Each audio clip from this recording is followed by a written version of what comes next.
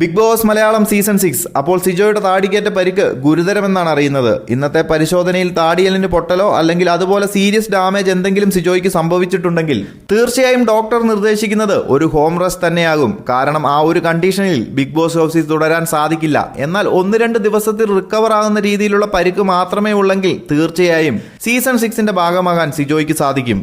But നിലവിലെ condition വെച്ച് അത് എത്രത്തോളം പോസിബിൾ ആണെന്നത് സംശയകരം തന്നെയാണ്. എന്തായാലും റോക്കി പോയപ്പോൾ തന്നെ പുറത്താക്കാൻ കാരണക്കാരനിട്ട് നന്നായിട്ട് കൊടുത്തിട്ട് തന്നെയാണ് പോയിരിക്കുന്നത്.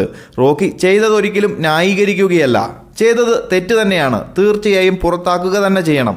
ബട്ട് അതിലേക്ക് മനഃപൂർവ്വം റോക്കിയെ നയിച്ചത് സിജോയാണ്. റോക്കിയുടെ വീക്ക് പോയിന്റ് മനസ്സിലാക്കി കറക്റ്റ് സമയത്ത് സിജോ കളിച്ചത് തന്നെയാണ്.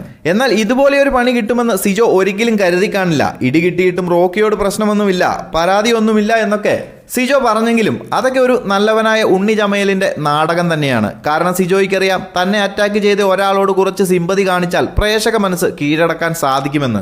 ബട്ട് പുള്ളിയുടെ പ്ലാൻ ഒക്കെ കറക്റ്റ് ആയിരുന്നു. റോക്കിയെ പോലെ ഒരു സ്ട്രോങ് കണ്ടസ്റ്റന്റിനെ പുറത്താക്കുക എന്നത് അത്ര എളുപ്പമല്ല. പ്രേക്ഷക സപ്പോർട്ടും കാണുമെന്ന് അറിയാവുന്ന സിജോ അയാളുടെ വീക്ക് പോയിന്റിൽ തന്നെ പിടിച്ചു, കറക്റ്റ് സമയത്ത് യൂട്ടിലൈസ് ചെയ്തു. അവിടെ വരെയും സിജോയുടെ പ്ലാൻ പെർഫെക്റ്റ് ആയിരുന്നു. എന്നാൽ റോക്കിയുടെ ആ ഒരു പഞ്ചിൽ സിജോയുടെ പ്ലാൻ എല്ലാം തെറ്റി.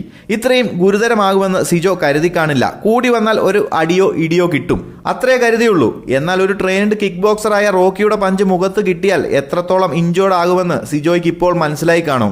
ഇതിൽ നിന്നും മറ്റുള്ള കണ്ടസ്റ്റൻസും മനസ്സിലാക്കേണ്ട കാര്യം, കൂടെയുള്ള ഒരു കണ്ടസ്റ്റന്റ് ഷോർട്ട് ടെമ്പേർഡും ഓവർ പ്രൊവോക്കഡും ആകുന്ന ആളാണെന്ന് മനസ്സിലാക്കി നേരിട്ട് കളിച്ച് തോൽപ്പിക്കാൻ ധൈര്യമില്ലാതെ ഒരു ബീരുവിനെ പോലെ ഇതുപോലെ ചതിയിലൂടെ പുറത്താക്കാൻ നോക്കിയാൽ ചിലപ്പോൾ ഇങ്ങനെയും സംഭവിക്കാമെന്ന് മനസ്സിലാക്കുന്നത് നന്നായിരിക്കും.